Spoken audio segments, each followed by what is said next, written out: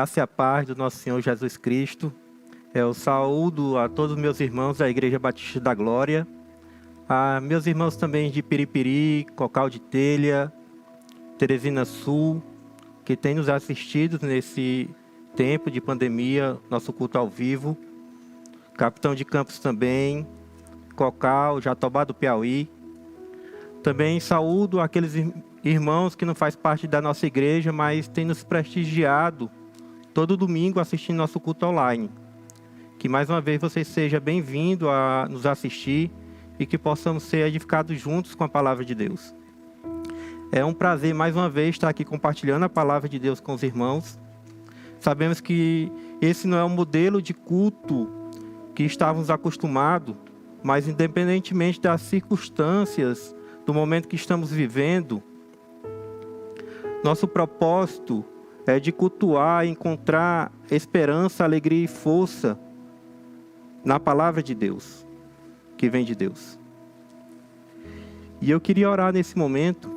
Eu queria que você abaixasse sua cabeça, fechasse seus olhos, para que Deus possa nos dar a compreensão da palavra dele esse domingo. Oremos. Santo Deus e amado Pai, louvado seja o teu santo nome, Pai. Obrigado, meu Deus, por mais uma oportunidade de cultuar o Senhor. E que nessa noite possamos ser reverentes à tua palavra. E eu te peço que o Senhor venha abrir o nosso entendimento para poder compreendê-la. E perseverança para colocá-la em prática durante a nossa semana. Que ela possa ser viva e eficaz na nossa vida, Pai. É que eu oro em nome do Senhor Jesus. Amém. Amém. Eu gostaria de convidar os amados para que abram as Bíblias em Marcos, capítulo 4, versículos 21 a 32. Nesse versículo veremos 3 parábolas contadas por Jesus. E eu gostaria que você deixasse sua Bíblia aberta, pois no decorrer da mensagem nós veremos os detalhes de cada uma delas. Mas primeiramente, vamos relembrar aquilo que aprendemos na parábola do semeador. Vimos domingo passado que Jesus começa a pregar em parábolas, verdades sobre o reino. E ele fala na parábola do semeador das variadas reações que o homem dá à mensagem do reino. A gente viu que da semente que cai na beira da estrada, mas os pássaros vão lá e pegam a semente. A gente também viu da semente que é lançada na rocha, mas elas não criam raízes, são superficiais. Também vimos da semente que cai no meio dos espinhos, mas são como pessoas que se apegam à riqueza desse mundo, a preocupações, e não frutificam. Mas também vemos a semente que caiu na terra fértil, e que ela ouviu a palavra e recebeu a palavra e deu frutos. Essa foi a mensagem que vimos no domingo passado. E dando continuidade aos ensinos de Jesus em parábola, hoje vamos aprender sobre a história da candeia, da semente e do grão de mostardas. Nesses versículos que contam essas parábolas, veremos 3 verdades, 3 expressões da graça do reino de Deus, que são: Deus nos envolveu no propósito de espalhar o Evangelho. Essa é uma expressão que a gente vê na parábola da candeia. Uma outra expressão é que Deus que fará frutificar o Evangelho, que a gente vê na parábola da semente.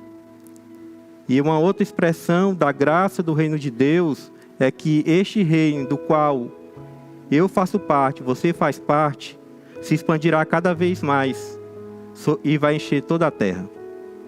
Então, meus irmãos, Deus, Ele deu o privilégio a pessoas simples de participarem da expansão do seu reino glorioso. Eu quero que você guarde essa verdade no seu coração. Vou repetir. Deus deu o privilégio para pessoas simples de participarem da expansão do seu reino glorioso. E, como eu falei, a primeira expressão da graça do reino de Deus está em Marcos, capítulo 4, versículos de 21 a 25.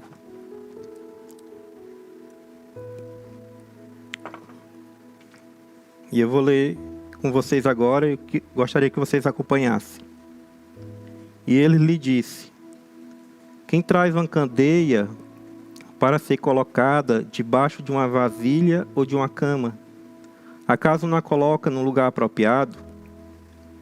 Porque não há nada oculto senão para ser revelado, e nada escondido senão para ser trazido à luz. Se alguém tem ouvidos para ouvir, ouça. Considere atentamente o que vocês estão ouvindo, continuou ele. Com a medida com que medirem, vocês serão medidos, e ainda mais lhe acrescentarão. A quem tiver, mais lhe será dado. De quem não tiver, até o que tem lhe será tirado. Essa é a parábola da candeia.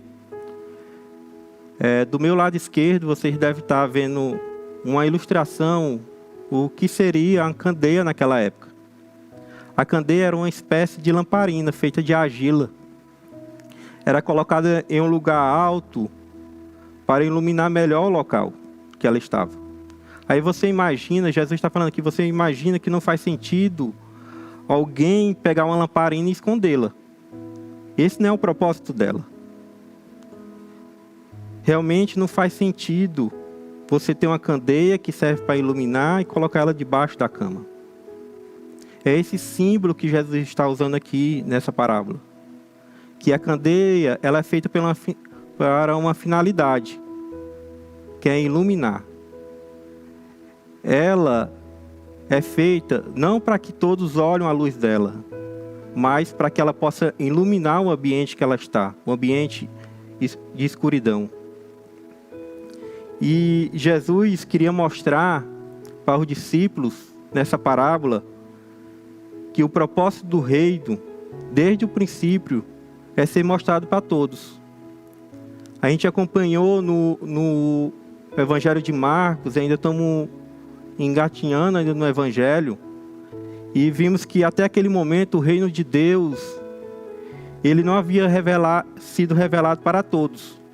Na verdade, em alguns trechos de capítulos anteriores, Jesus até repreende alguns endemoniados, porque eles estavam querendo revelar quem Jesus era.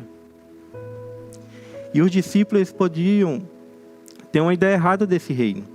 Apesar de não ser aquele momento adequado, chegaria a hora em que os discípulos teriam essa responsabilidade.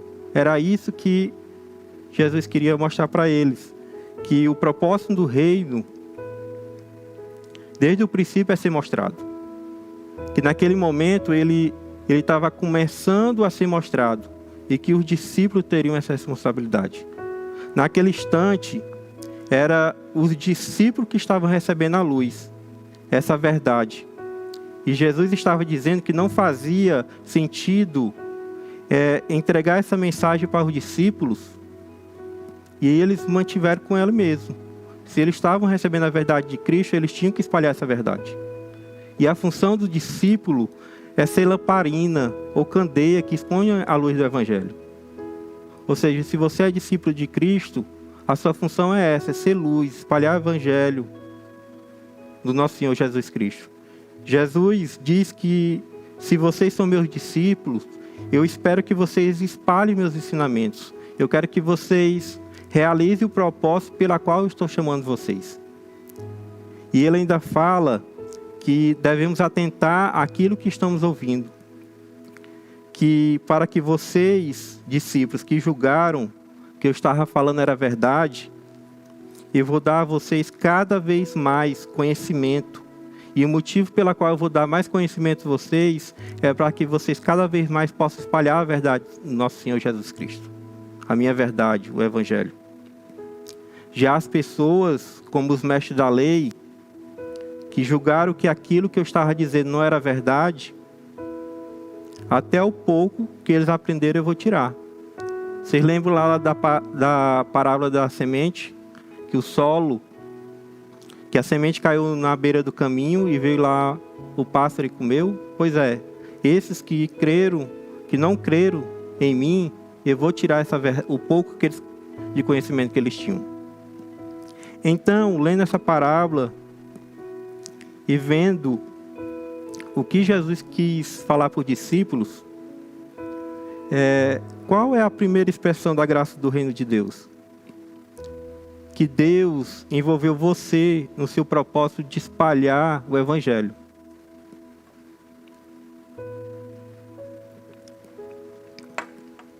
Meus irmãos, o propósito da candeia não é que a gente olhe para ela, mas que ela ilumine o ambiente.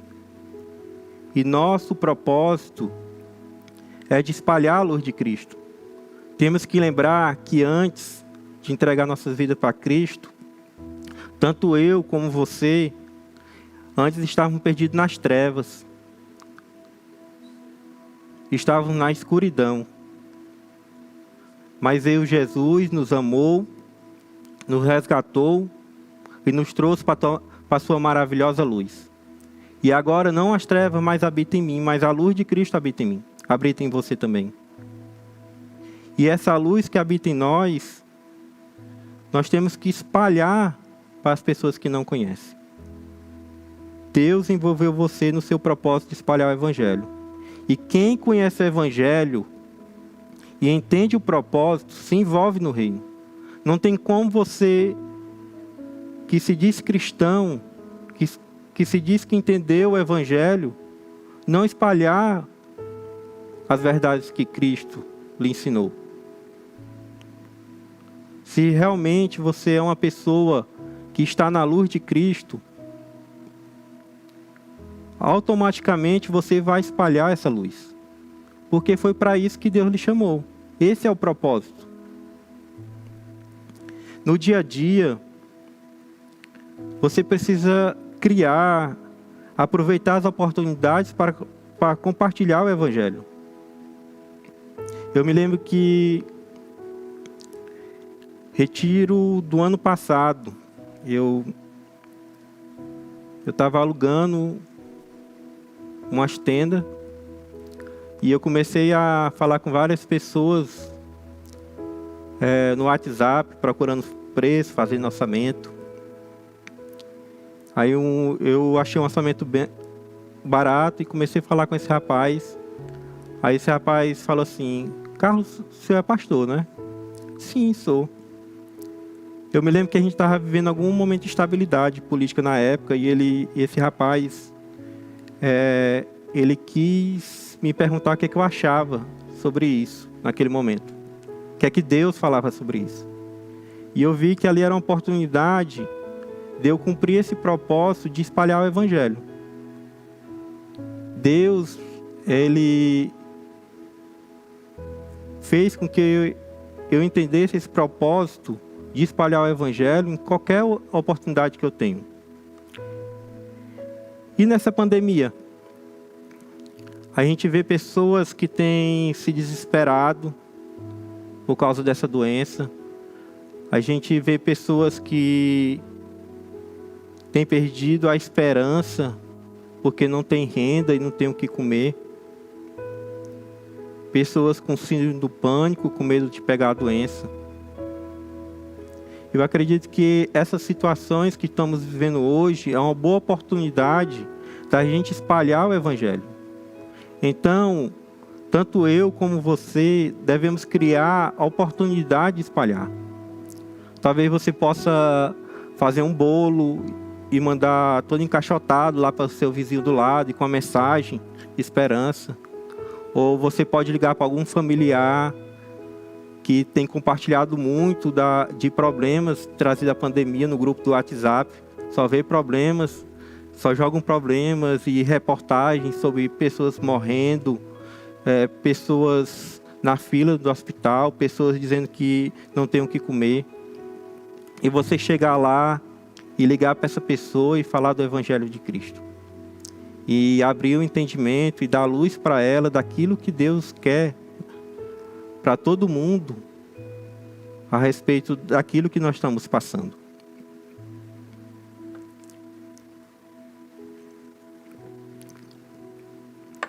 Preciso compreender que também viver o Evangelho também dentro de casa, no meu casamento, no meu relacionamento com meus pais, no meu trabalho. Esse Evangelho, ele deve ser vivido nessas situações também. E a partir daí, quando eu compreendo a palavra, o que Deus quer fazer no meu casamento, na minha família, na vida dos meus filhos, eu vou dar o bom testemunho daquilo que Deus tem feito na minha vida. E com isso também poder espalhar a glória de Cristo Jesus. Também nessa parábola, aqui a gente percebe uma promessa. E que bela promessa. Jesus fala, nos versículos 24, com a medida com que medirem, vocês serão medidos, e ainda mais lhe acrescentarão. A quem tiver mais, lhe será dado, e de quem não tiver, até o que tens será tirado. Aqui temos uma promessa. Quanto mais eu me envolver e crer na verdade de Cristo, mais serei abençoado, com conhecimento e adquirir experiência. Eu fui abençoado naquela situação que eu contei, sobre o rapaz da tenda. Porque eu adquiri experiência e maturidade, que até mesmo eu resolvendo situações administrativas da igreja, eu não posso esquecer de espalhar o Evangelho de Cristo. E você pode estar se imaginando, pastor Carlinho, eu não tenho conhecimento para espalhar o Evangelho, eu não sei evangelizar. Mas se apoie nessa promessa. Com o pouco que você tem, comece a espalhar o Evangelho. Se você souber só um versículo, espalhe esse versículo, pregue esse versículo. E à medida que você vai evangelizando, vai espalhando o Evangelho de Cristo, Deus vai lhe dando mais conhecimento.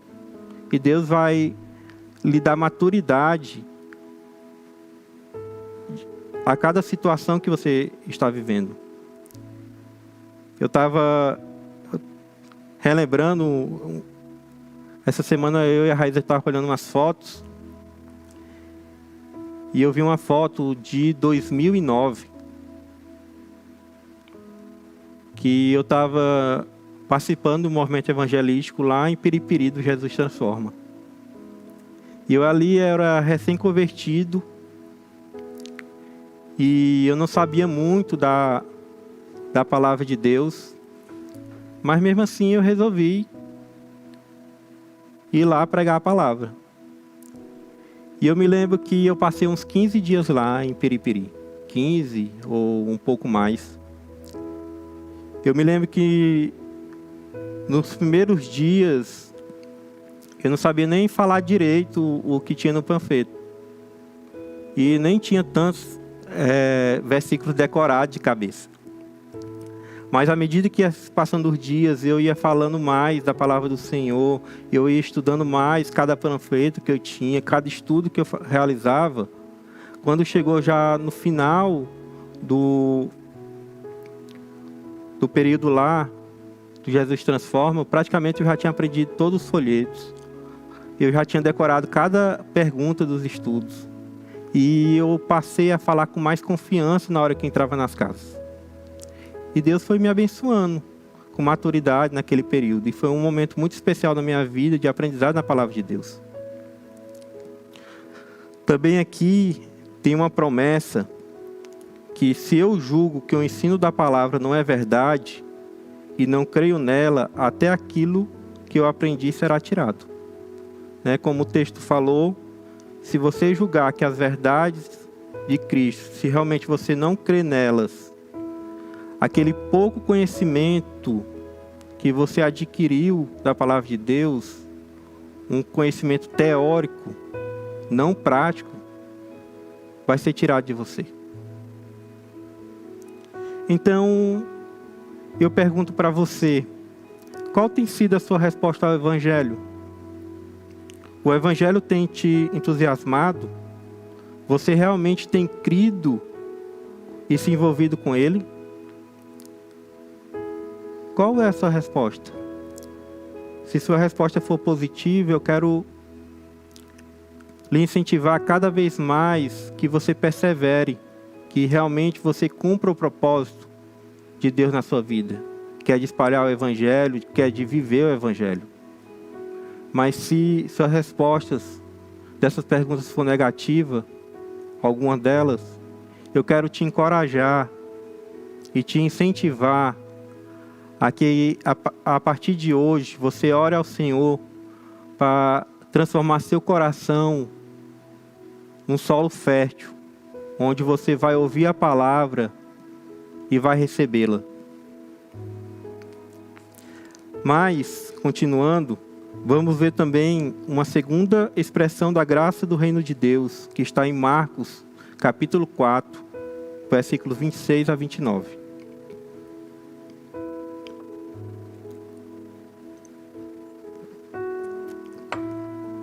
Que é a parábola da semente. E ele prosseguiu dizendo: o reino de Deus é semelhante a um homem que lança a semente sobre a terra. Noite e dia, quer ele durma, quer se levante, a semente germina e cresce, embora ele não saiba como.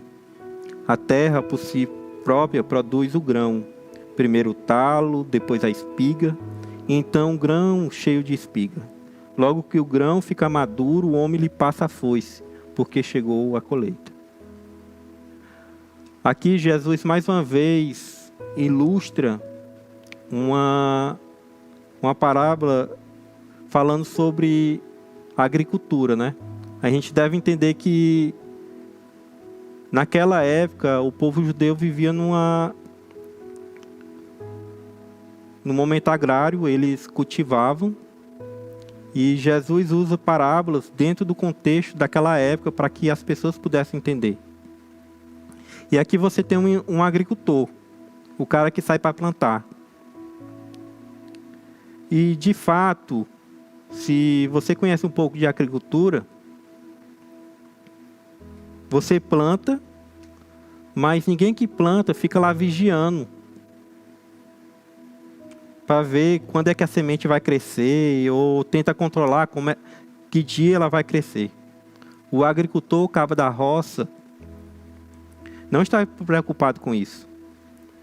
Por mais que o agricultor limpe, por mais que ele faça a capina para manter a roça limpa, não tem como controlar, fazer com que a semente gere um pé de milho e daí a espiga. Isso aí a terra faz sozinho.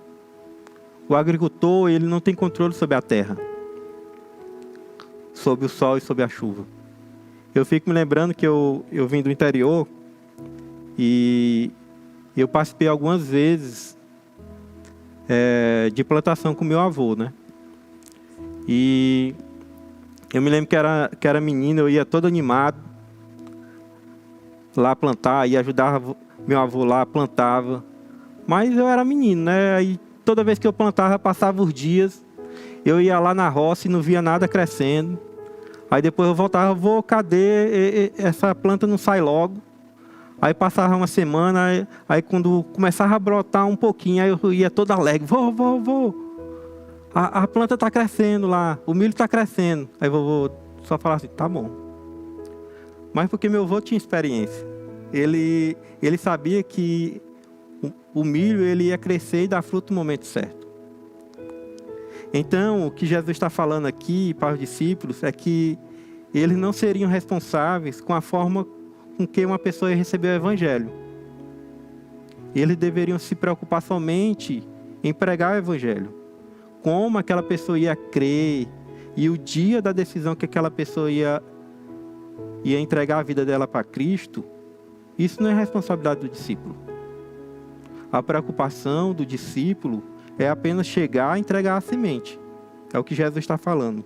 E que é cumprir esse propósito de envolver-se na plantação do Evangelho do Reino.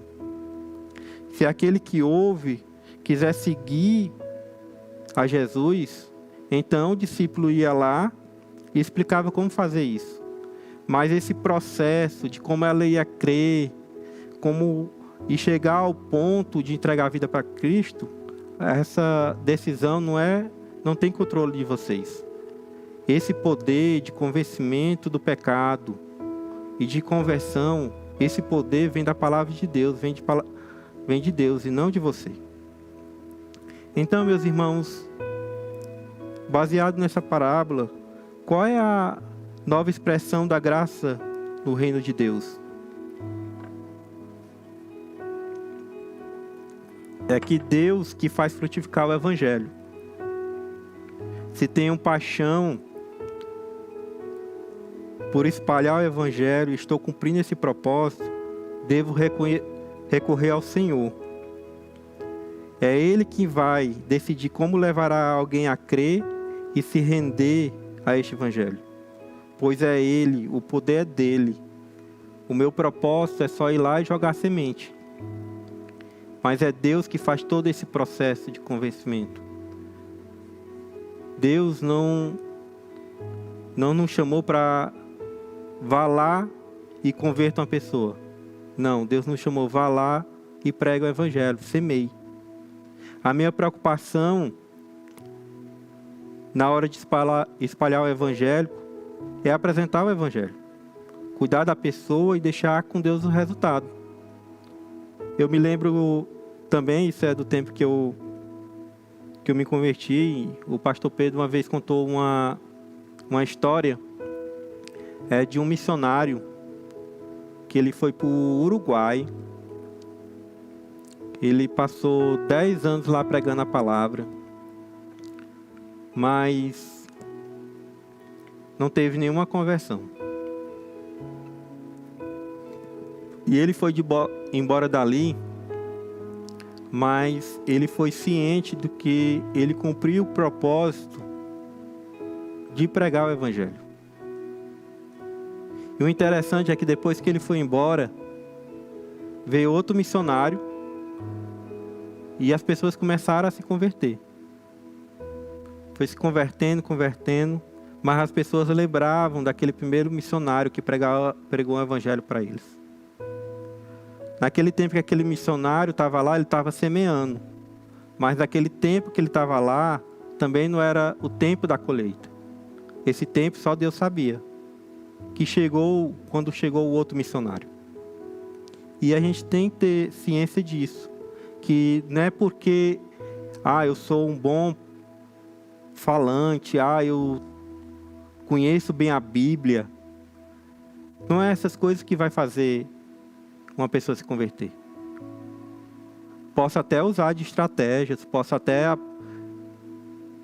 fazer alguma coisa para trazer pessoas para Cristo, para que elas venham entender o Evangelho. Mas o poder de convencimento não é nosso. E a gente precisa entender isso. E como eu posso experimentar isso na minha vida? O que eu posso fazer para pregar o Evangelho do Reino de Deus com fidelidade? Primeiramente, eu preciso estudar a palavra. Um agricultor, quando ele vai fazer o plantio da roça, ele tem vários grãos. E dependendo do grão, ele tem que usar uma técnica de plantio.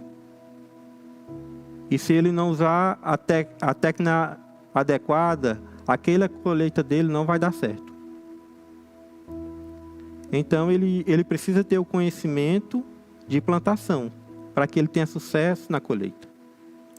Assim também, quanto mais eu souber da palavra de Deus, mais eu estudar a palavra de Deus, dedicar a palavra de Deus durante a semana, mais eu vou ter sabedoria e discernimento na hora de espalhar a palavra de Deus.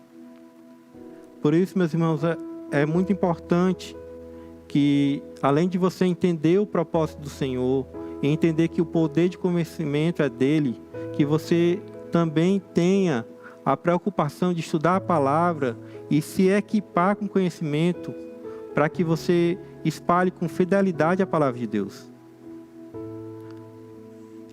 E também o agricultor, ele tinha a sabedoria que ele não deveria pular etapas na plantação, com o objetivo de colher logo os frutos. Por exemplo, se alguém jogar numa cova de milho muita água, o milho vai morrer, e assim ele não vai nascer.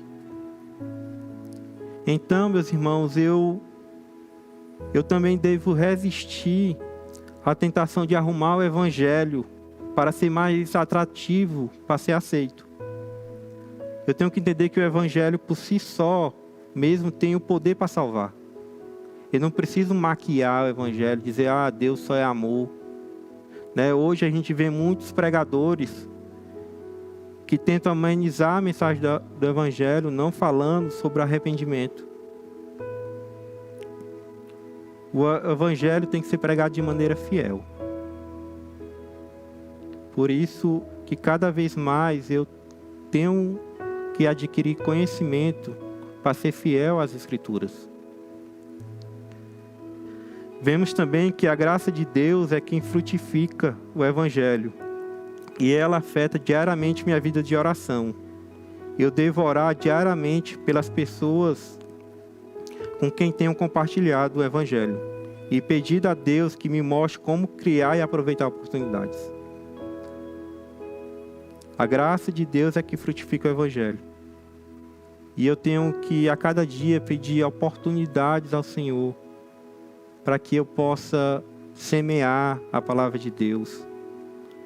Que eu venha criar e ter essas oportunidades e esperar no Senhor que no tempo certo aquela palavra que eu plantei vai se colher.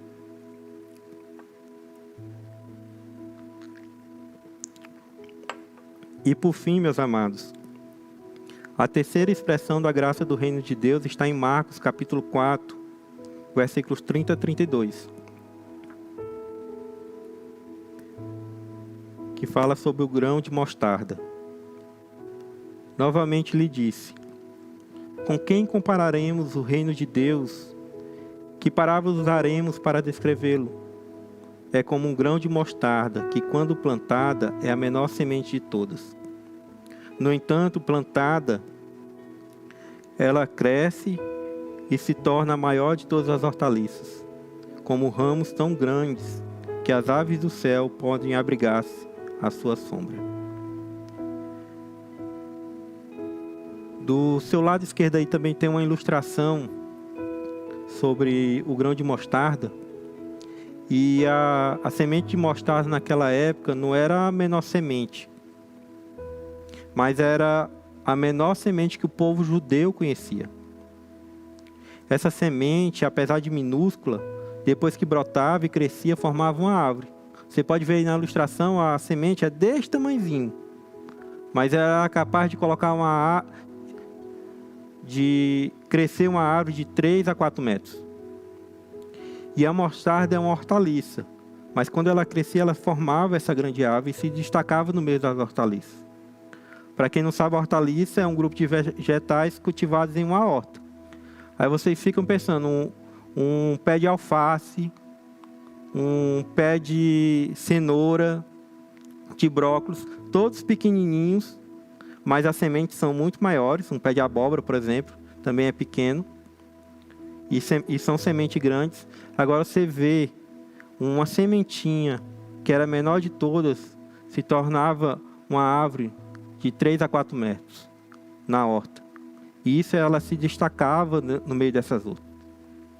E o que Jesus está dizendo aqui para os discípulos é que eles estão presenciando apenas o começo do reino de Deus na terra. E que apesar de parecer insignificante comparado a outros reinos, como por exemplo o Império Romano na época, o reino de Deus irá se expandir e se tornará o maior deles. Então, qual é a terceira expressão da graça no reino de Deus? É que o reino do qual o discípulo faz parte, que eu e você fazemos parte, se expandirá cada vez mais e vai encher toda a terra. Ele vai se tornar o maior reino aqui da terra. Isso é uma coisa que me motiva, meus irmãos. É uma coisa que deve sempre nos alegrar. É que o reino de Deus, ele está em uma crescente expansão. E que pregar o evangelho não será em vão. Você pode estar imaginando que nesse momento de pandemia, o evangelho pode ter diminuído, mas não. Deus está agindo. Pessoas estão evangelizando. E diferente de 40 dias atrás, o reino de Deus está maior. Ele vem se expandindo e crescendo a cada dia.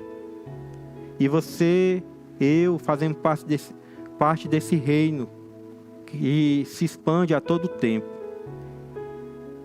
E apesar que a gente vê muitas coisas ruins acontecendo no meio dessa pandemia, ao redor do mundo, não devemos nos desmotivar, pois o reino de Deus um dia vai chegar na sua plenitude. Um dia Jesus virá e estabelecerá seu reino glorioso.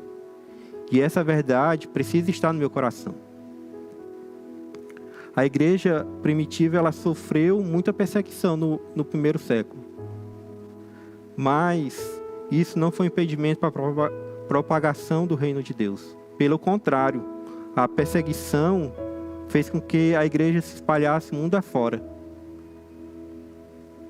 E no começo só tinha Jesus pregando a palavra, depois veio os discípulos, depois mais de 3.000 pessoas, 5.000 pessoas, contadas lá em Atos. E quantos milhares de pessoas não já foram impactadas pelo Evangelho até hoje. Eu e você somos fruto dessa expansão.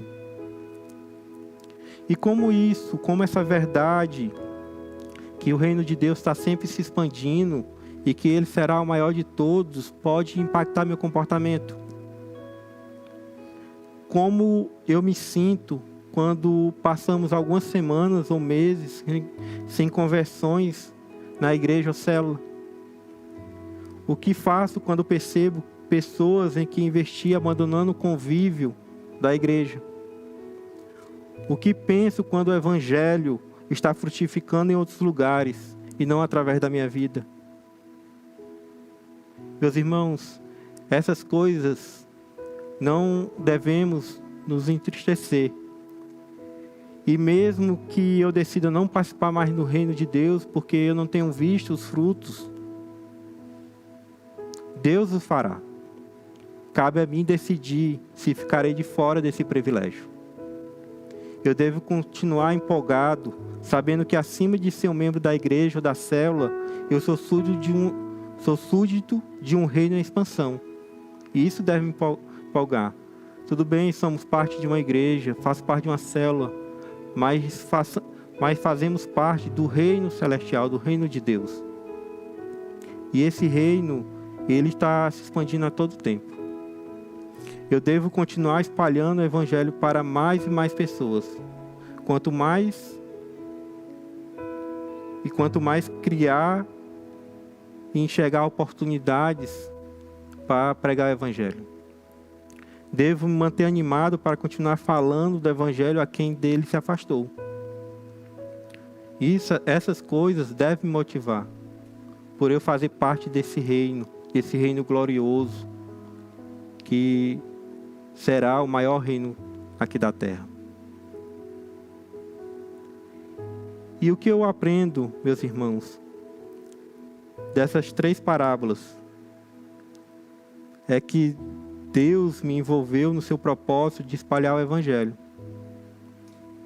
E se eu entreguei minha vida para Cristo, eu preciso cumprir esse propósito.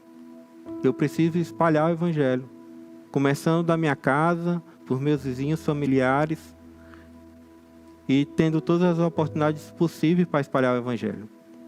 Deus envolveu você no seu propósito de espalhar o evangelho. É Deus que fará frutificar o evangelho. Cumprindo o seu propósito, Deus vai agir com poder para que esse evangelho venha frutificar. Este reino do qual o discípulo, eu e você façamos parte, se expandirá cada vez mais até encher toda a terra. E veja que grande o amor do Senhor. Deus deu o privilégio a pessoas simples a participarem da expansão do seu reino glorioso. Deus deu o privilégio a pessoas simples a participar do seu reino glorioso, meus amados. E que possamos a cada dia nos render ao Senhor e dar graças a Ele a qualquer momento, para que assim o Evangelho seja vivo e eficaz na nossa vida e que possamos ser luz nesse mundo tão perdido em trevas. Amém?